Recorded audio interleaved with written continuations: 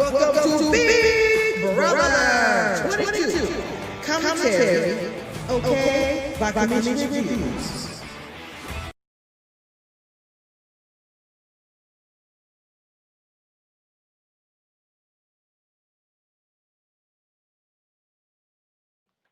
What's up, Periscope? What's up, YouTube? What's up, Facebook? Big Brother just came on. Everybody watched that bull. We already know what's going on with that mess. The POV, let's talk about it real quick. Let's talk about the POV real quick. It was trash. You know, at first, I was thinking, yo, they gonna do a POV where they running track? Let's go! They have that ad in the math. I'm like, Big Brother is just pure trash. And then Nicole gave it to Christmas. I thought her and Danny said they would give Davon. Anyway, pure trash, pure trash, pure trash. What's good, J. Jobs? Don't care what anyone says. Tyler is lying. Tyler is a liar. Production had a hand in this Tyler eviction hoax. Hold up. I don't know what's going on. Tyler with that fake crap. Tyler with that. I'm crying.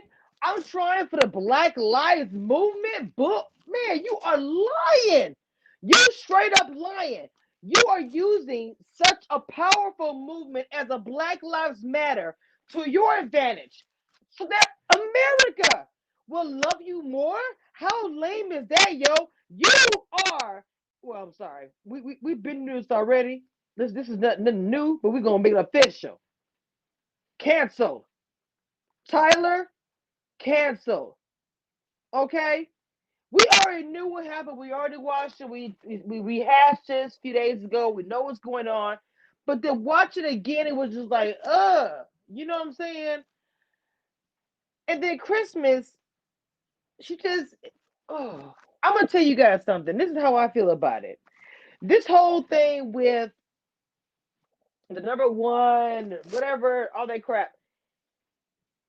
I'm telling you that Christmas, untouchable. Christmas was jealous because Christmas was not Bailey's.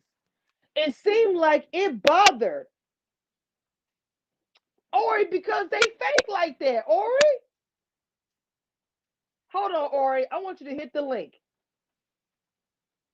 Hold on, Ori. Ori? I'm about to drop the link. Ori, please hit the link. I just posted it in the chat. I know there's sometimes a delay. Periscope, please share this live. YouTube, share this live. Please, Facebook, share this live. Because I would really love to get into a conversation about how fake CBS actually is, okay? You straight up knowing we all know about it. You just faked. What?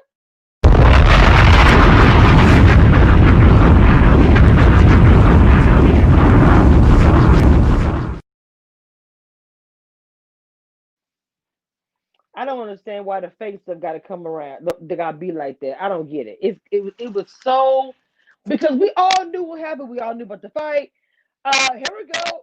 What you see, what you get. Christmas is a weirdo. She was so jealous that nobody put. Okay, hold on. I think I got Ori. Hold on.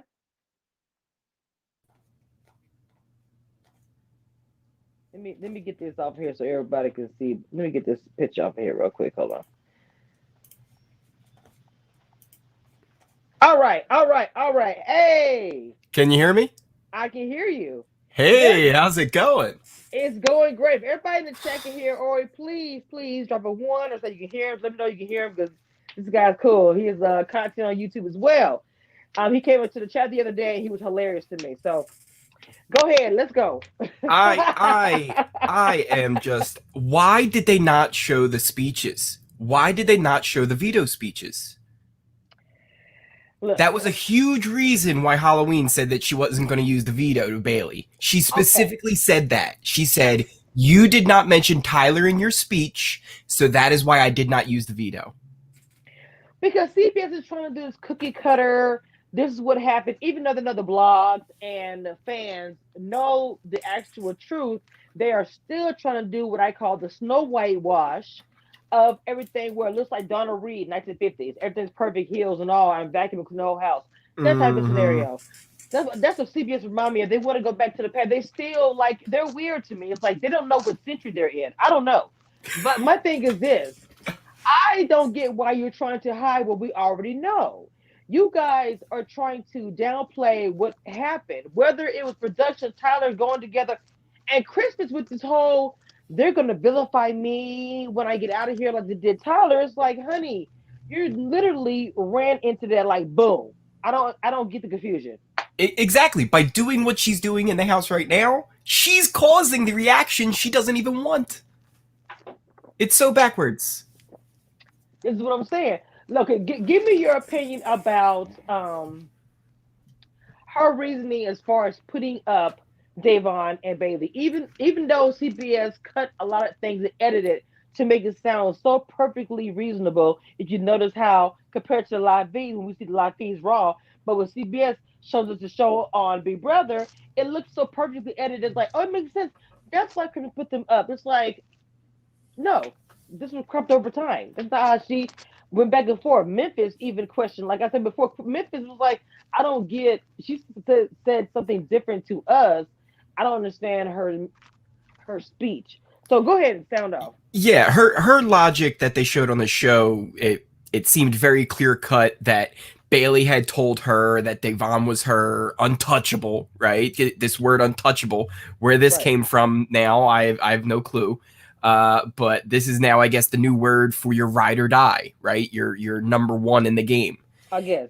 And there's some confusion over how Bayleigh even told Christmas this information, right? Christmas tries to make it seem that Bayleigh just told her, right? Like one day we were sitting on the bed and Bayleigh said to me, yeah, Devon's my untouchable.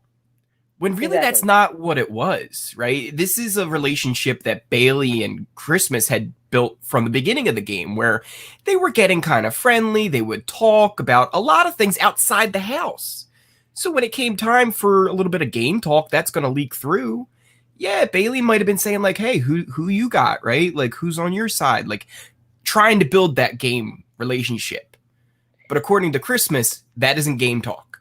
No, when I first heard her say, "You go first," and I remember watching this, I remember I had it playing in my ear. I was listening to it, doing something, and I remember I just heard her say, "You go first." I was like, "That kind of come by." I was like, "Why did she say that?" And then Bailey commenced to talk, and I remember saying to myself, "Something about this conversation."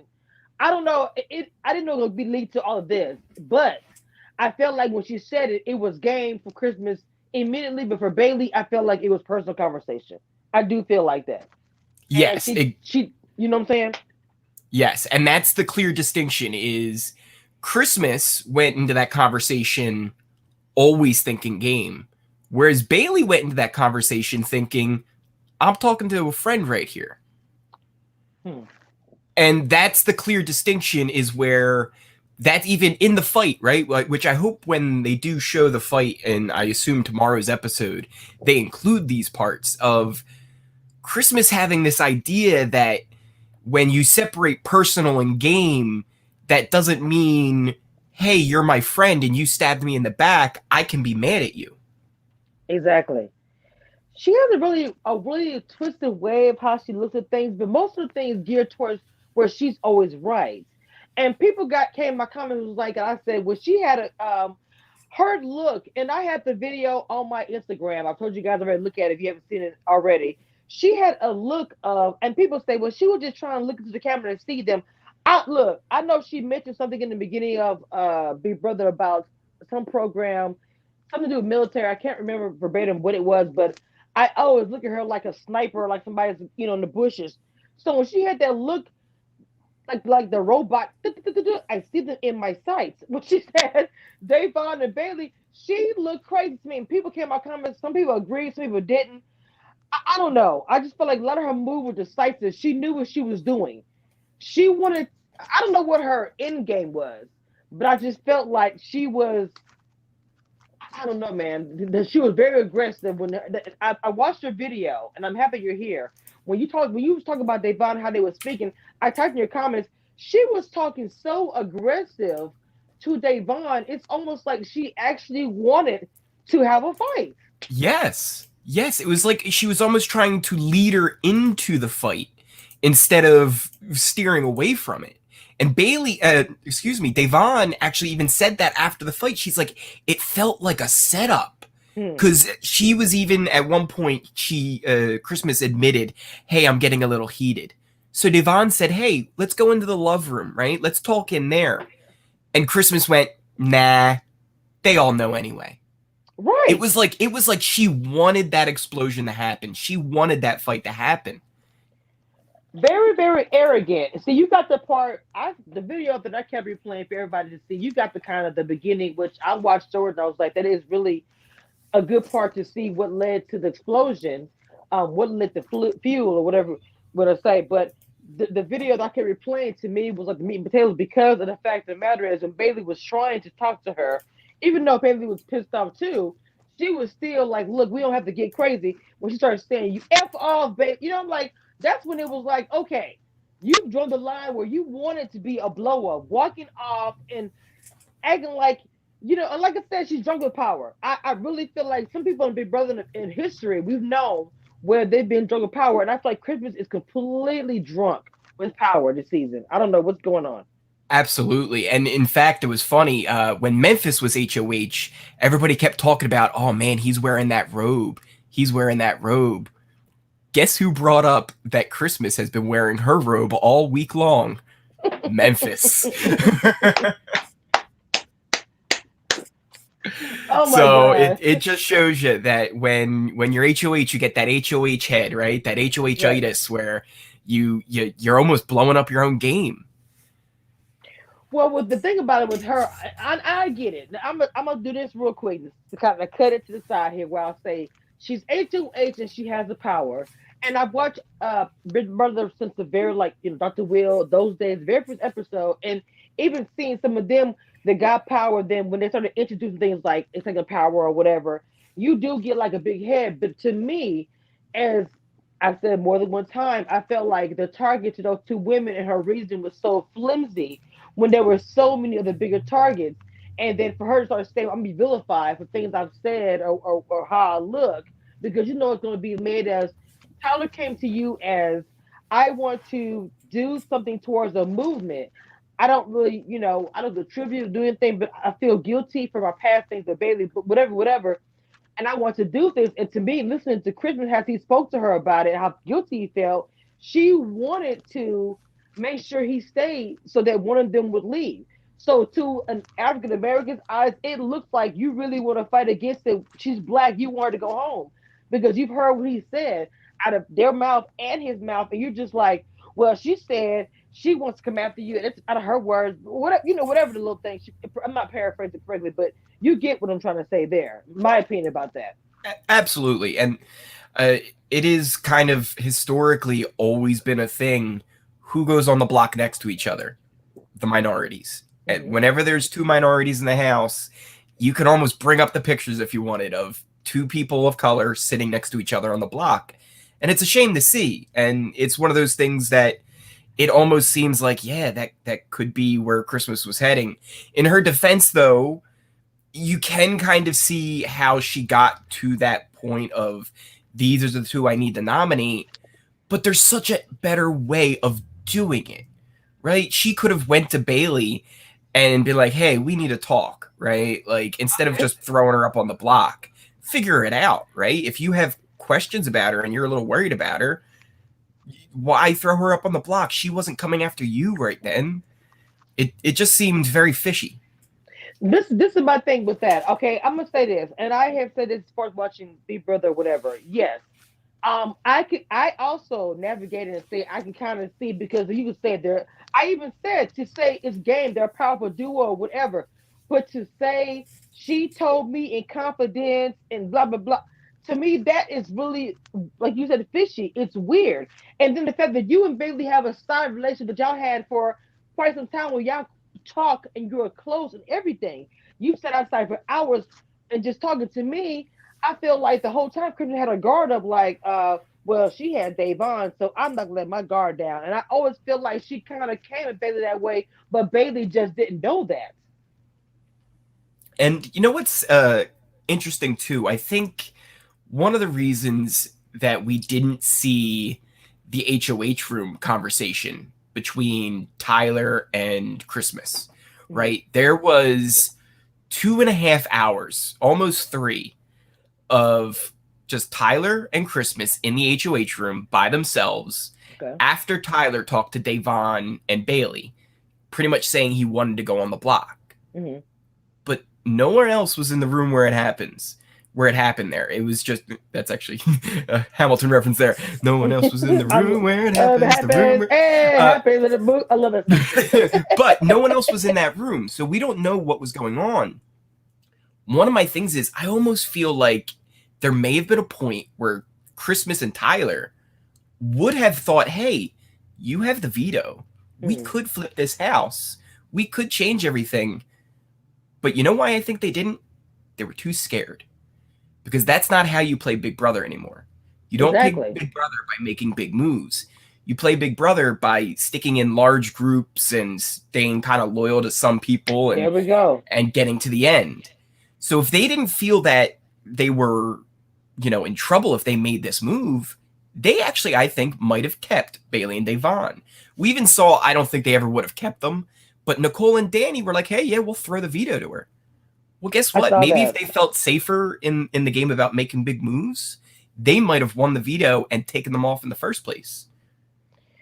But this is the issue that I have with that, not with you what you said, but with the fact that the way they used to play, where women would take risks, like big risks. Like I watched some old videos the other day, just watching, and like those women were like, "Look, I don't care if it's like five guys. Some of the women be by themselves saying, I'll go.' There's so many Big Brother seasons I've seen that, and it seemed like the past what I even said before Bailey, even those seasons seem like they always went with the guys. Well, we'll stand behind him as the shield, and once we get there, we'll fight to the end. They're like, no. Once you get to the end, they make you guys turn against each other. You guys are voted off, and they win. It's the same story every time. Absolutely. And it's one of those things. I think it was probably sometime around people like to say BB16, Derek's season and Cody's first season. But I feel like the big alliance of people like that really almost started.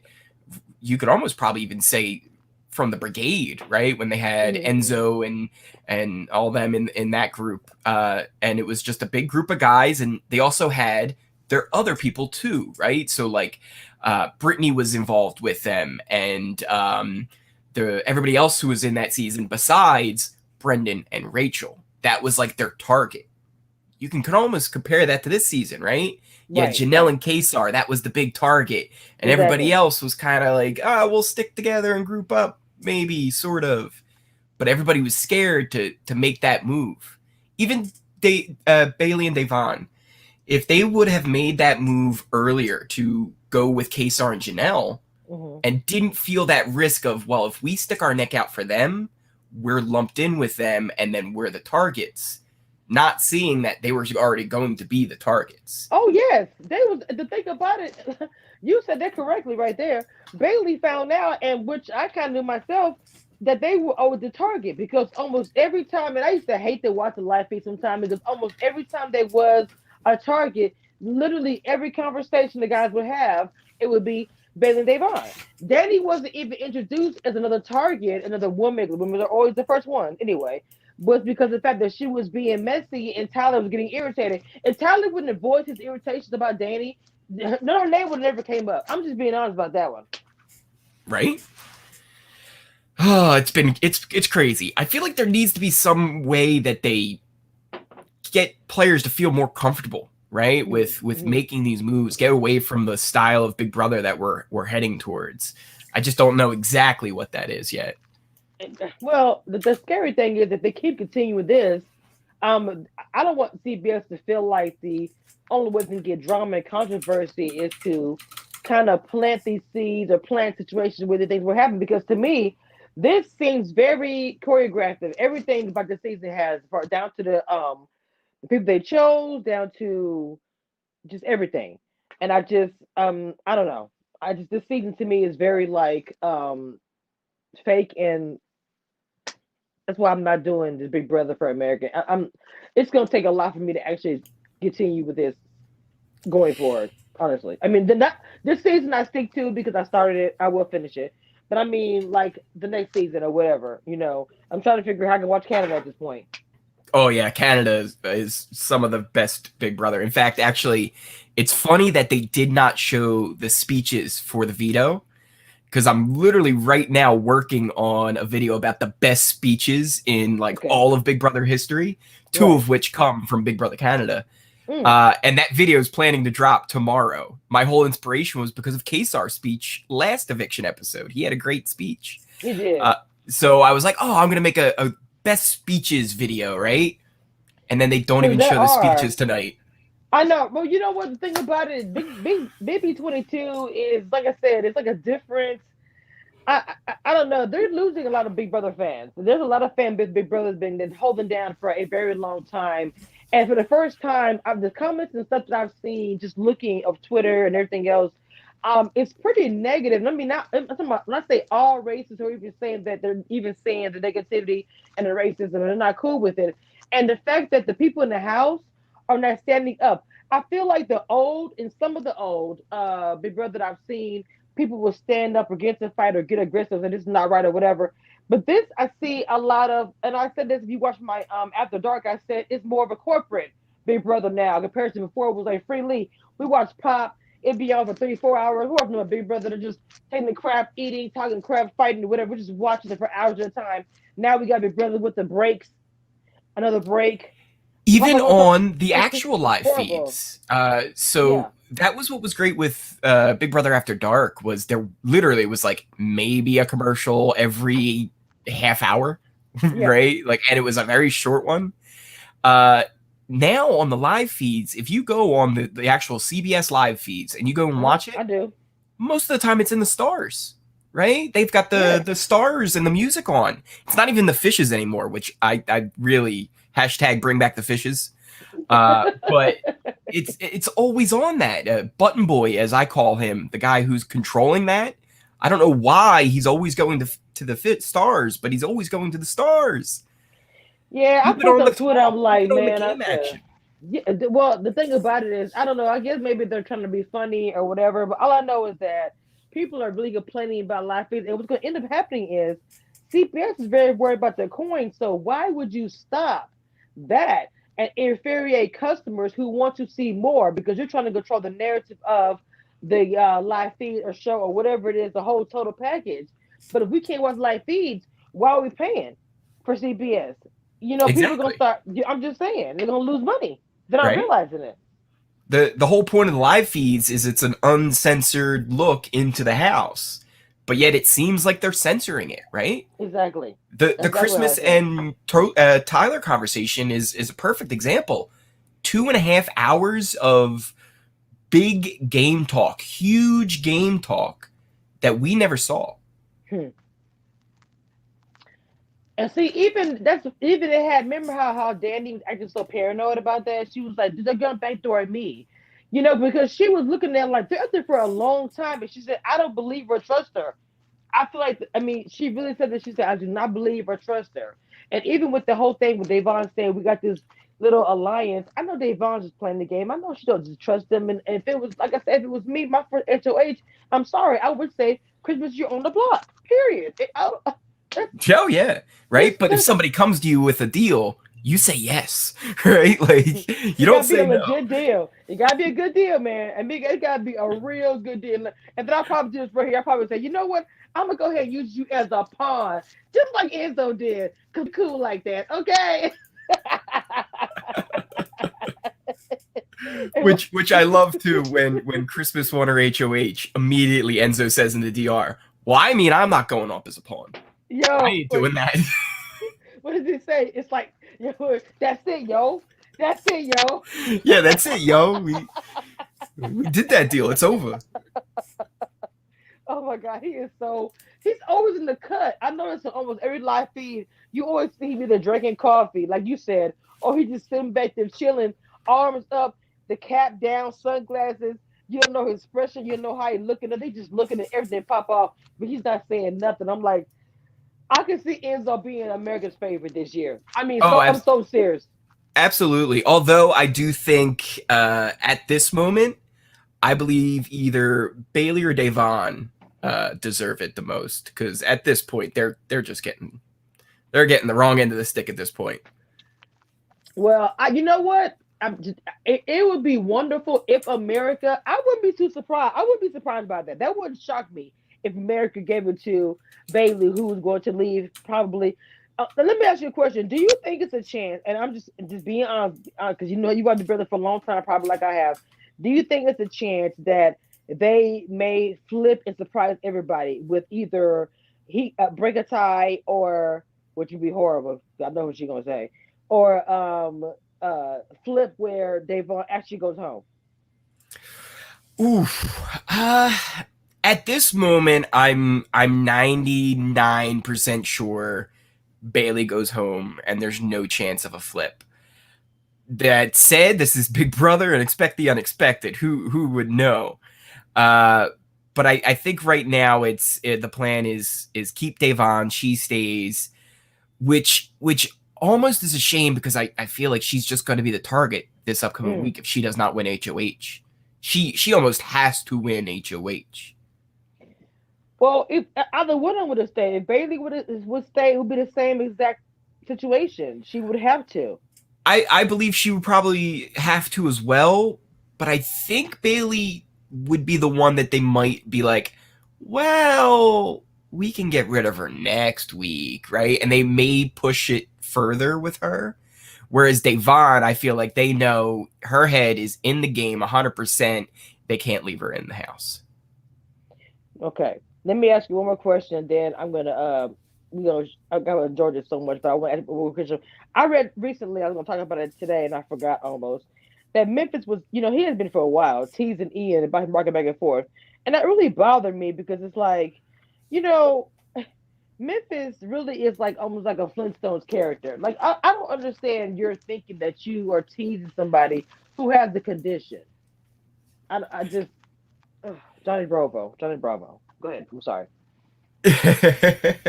Yeah, he is really something. That his back is really messed up at this point, right? Like I apparently can't even really compete in nothing. But for some reason, they keep pushing this idea that he's part of the big major alliance that's making moves as well. Okay. But I don't really think he actually has much of a say in anything. I read somewhere that somebody said they think that he might be, that somebody in the house has said they thought he was sick. Now I don't know I forgot who. That he has like yeah, the big C19. Yeah, because I don't know which one who said it, because I didn't really want to. I read it. I think it was late last night I was reading it, and it probably was the house gets questioning because the fact that his back is probably out, he's probably constantly needing attention. But my thing was that is who are they introducing, because they are quarantined in this house. So if he's getting treatment, whether it be back massages, I don't know what they're doing to him. They're introducing someone else, and I'm just trying to figure out, how. Oh, so like that. Well, I believe what it is they have a doctor who's testing them every Tuesday, right? So that happens every Tuesday, no matter what. A doctor comes to the DR, and everybody gets tested for the virus. I believe originally they were kind of hoping that doctor could treat him for his back. That I don't think was the case. So I think what they are doing is bringing in someone to see him for his back. Okay. And how that works is, I guess they've tested them, right? And made sure that they're clear, right? Obviously, they're a medical professional. They're taking other risk with it too. But it is kind of interesting that they are bringing someone in like that. Well, I mean, I just wondered because, I think recently I read that, I don't know if it was Danny, because Danny's always saying stuff. So, her word is like, but she said something like she thought maybe that he was sick. And that could be a sick, like a regular whatever. But, these days there's no regular any sick. So, Yeah, and I think a lot of the house guests haven't been feeling too great for different reasons. But hey, look, we all feel not too great for different reasons too. I think one of the big ones was slop. Everybody was on slop.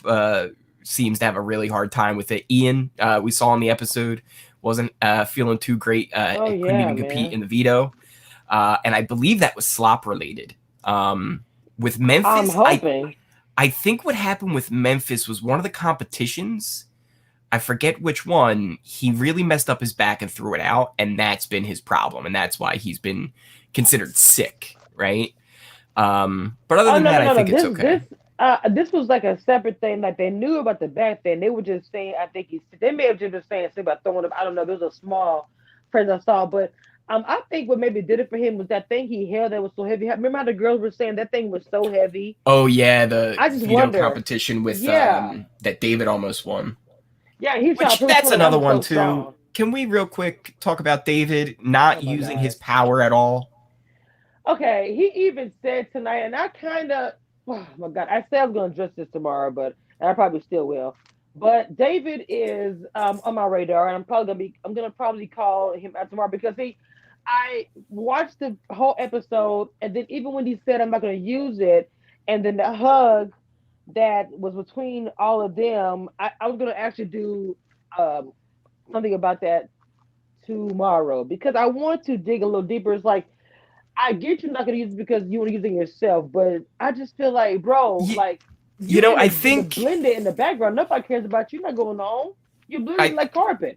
I think you're right. I think it is something that definitely needs a deeper conversation because I think it's not just a afraid to make a move type of thing, right? It's there's deeper things that are going on, and I feel like there's such easy fixes to it too.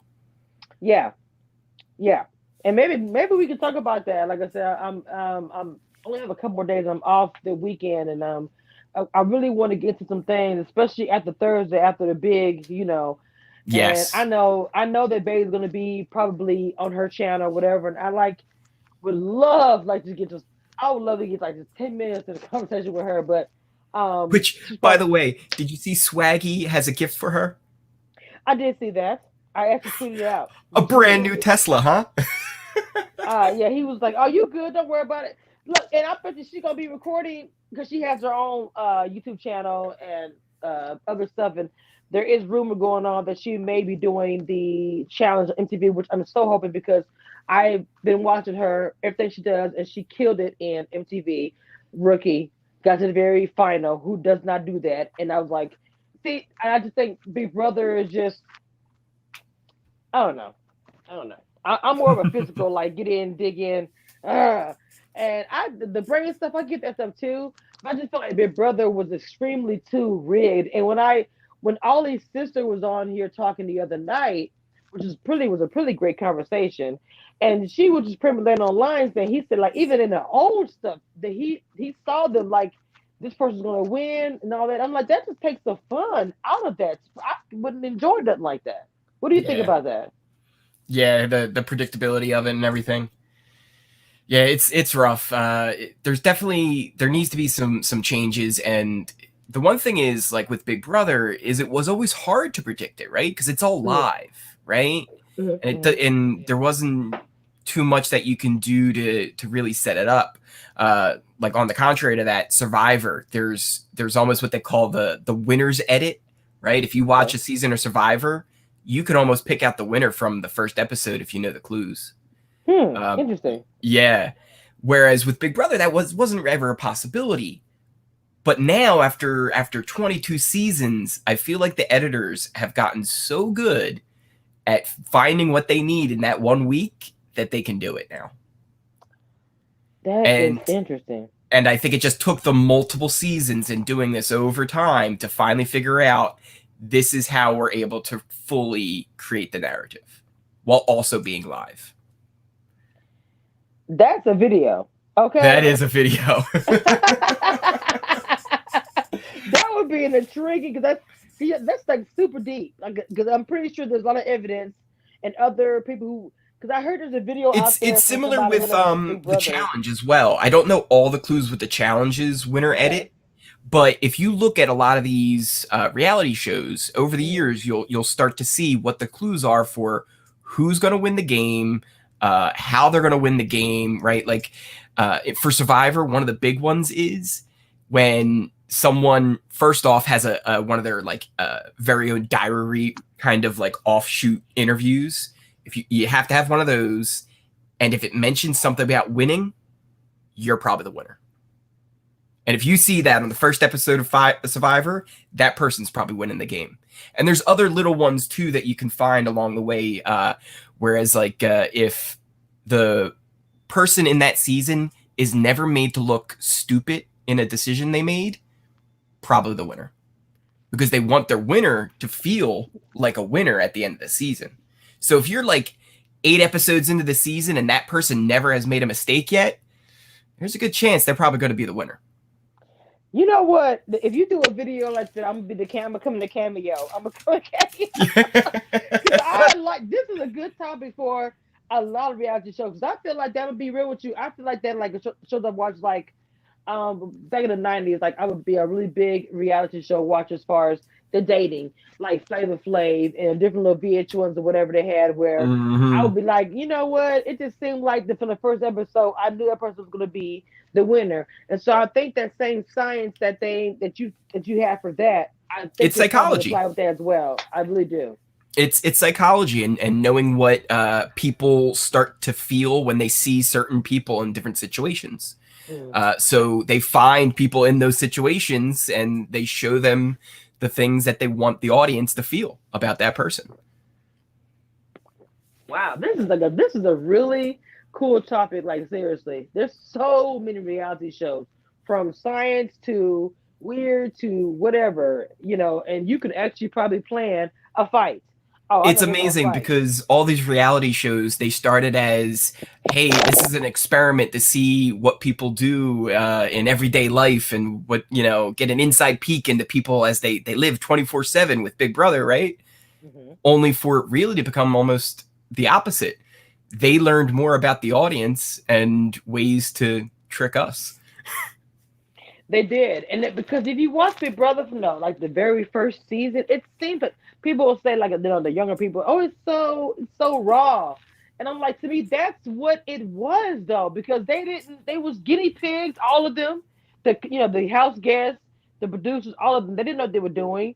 It probably wasn't until like the 3rd or 4th season they kind of was like, oh, okay, let's do, If you even go back and look at diary room sessions, right? They've become very cookie cutter because they figured out a formula that works, how to get things out of anybody, right? Because that's also another thing.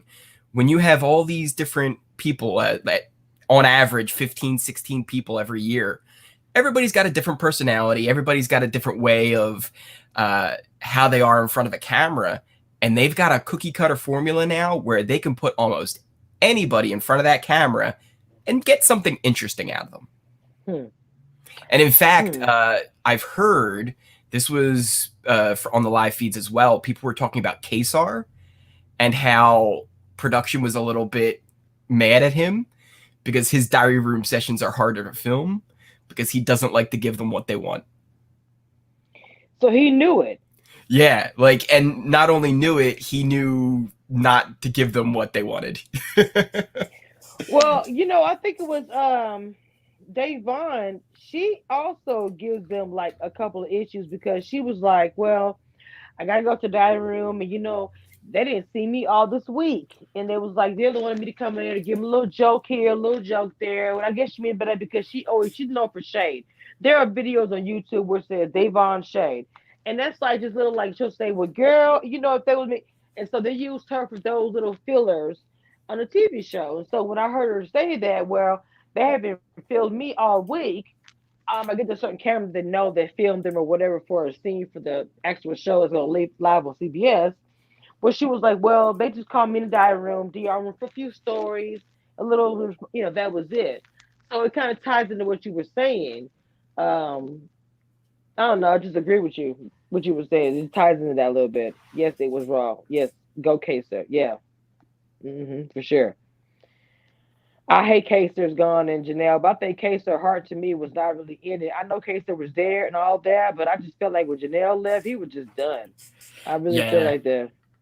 That's why I'm really, really hopeful, and I truly believe it's going to happen at this point, especially with all of the issues that TV production has had and even still is having. I don't know if you've heard about the issues the Batman movie is having right now with the virus. Production on What a lot of happened? TV shows. Robert Pattinson, he has the virus.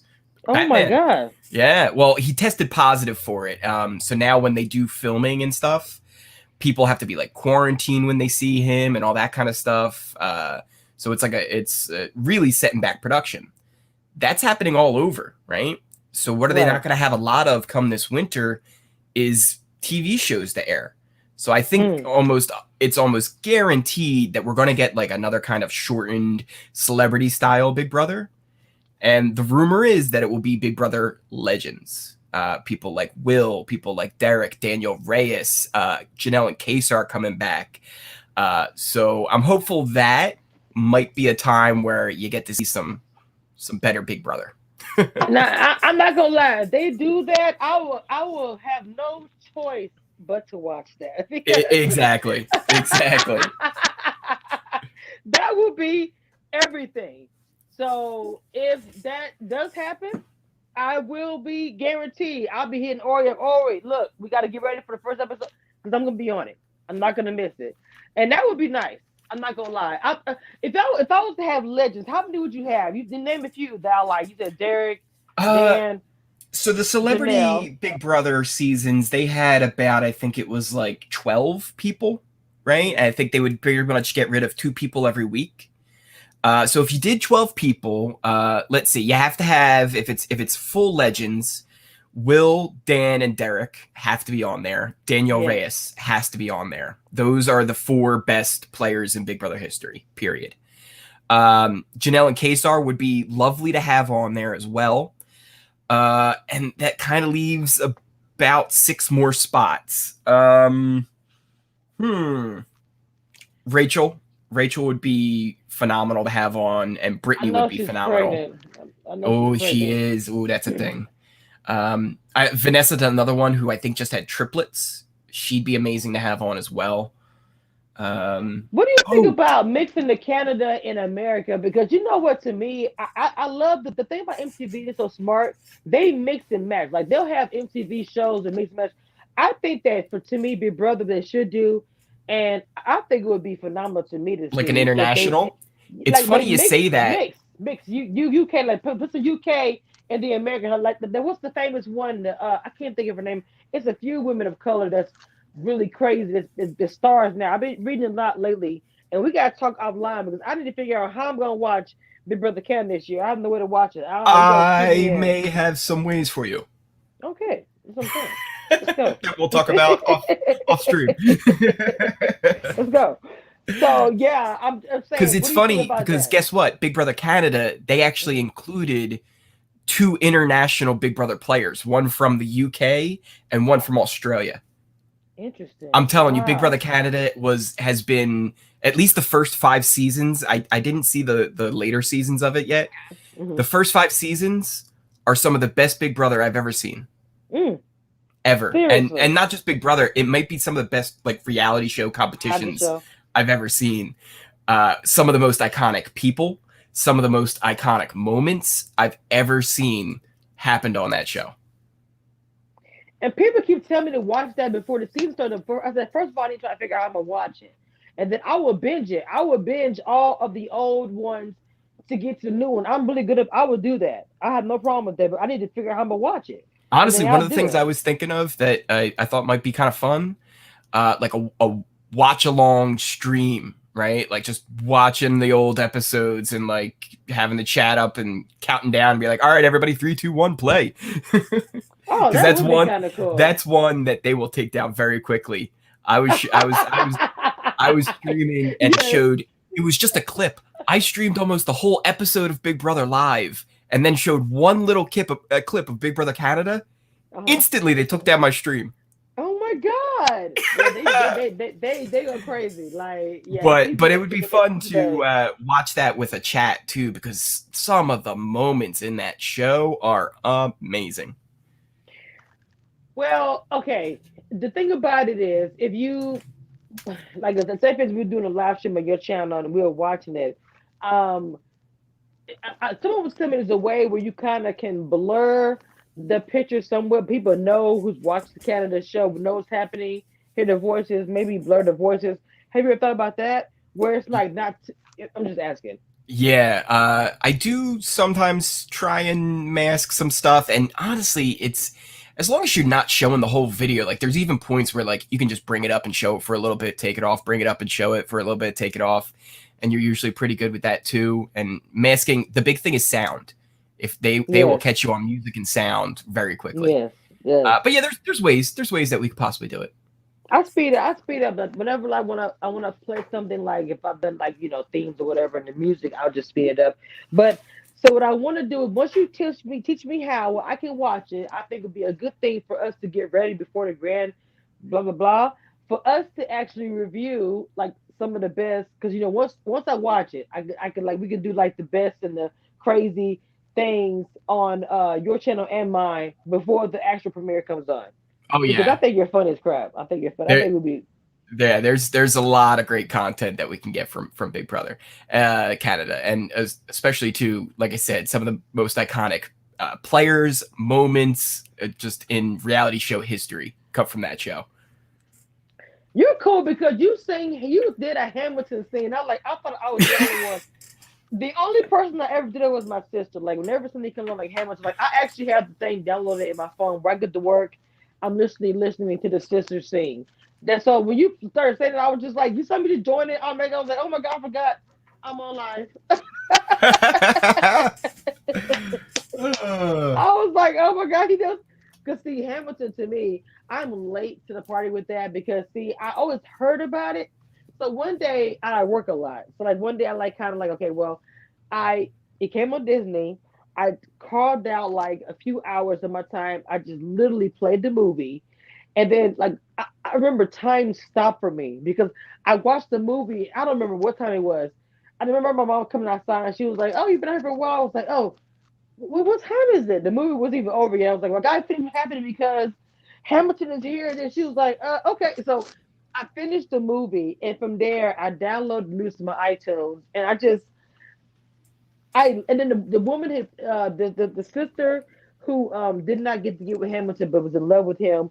Yes. I followed her from like soap operas. I've always thought she was a wonderful actress, and I never knew she was like a theater actress. Then I knew she left the soap opera world, and I never knew where she went. And so when the the play came on, I was like, oh, I had been looking for her since I was like.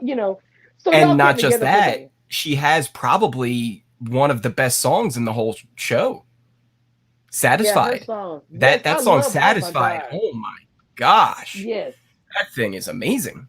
yes. Satisfied. Oh, I also that's don't know how she says all those words so quickly. the rewind part.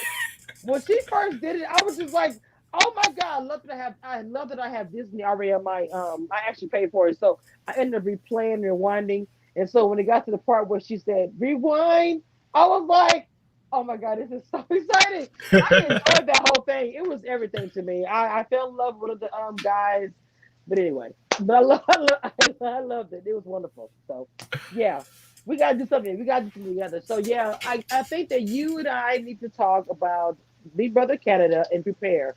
Now we obviously have Thursday, which is going to be the big thing with Bayleigh, and we know she's going home. It's going to be for a lot of us a little dramatic. For me, it is anyway. So I will be, doing a lot of coverage of that on Thursday. So if you want to come through, I'll be, I will be live Thursday. You know that. So and then I'll probably be covering some stuff on the weekend. So Definitely, definitely. It's a big day with Big Brother. Hopefully, we can see Devon pull off an HOH win as well. oh my God! But you know what? I told you I feel like I don't want to say it, but the big C, and I don't mean like the C, like the word we can't stand around here now, but the other one, because she has not won one, and I just feel like even in her other times she's played, it seemed like I remember her winning. I could have sworn she won one time, but then it was like for a short time because it was like for double eviction night or something like that, and then she wasn't HOH anymore. It was something Yeah, it like was that. like one of those quick ones. I think even Devon would agree that she is not had the best of luck in competitions. Right. So that's my, uh, But anyway, Hey, when you need it the most, that's when you have to come up the biggest. well, the most is hit now. And it was hit last week. So, but Orange friends, thank you so much for coming on my live today. Thank I you for enjoyed it, having me. appreciate it. Yes, I enjoyed it. And I'll you can use. I know you're on here. I know you do stuff in your channel. Your channel's cool. Y'all please check him out. He typed in the chat. Y'all please go to his channel.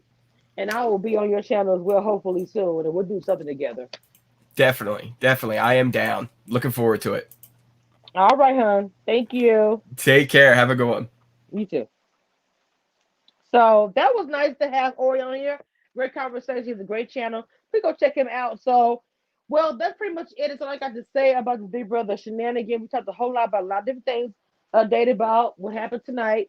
This is kind of like an afterlife, really, of the Big Brother POV, and I feel like that she is jealous because of the number one, which is not her, and I still stand by that. Um, what if David wins HOH? That would be something that would be. Um, yes, please, guys, share and comment and subscribe. Do not forget to hit that like button on the way out the door. I do appreciate all the love I have received.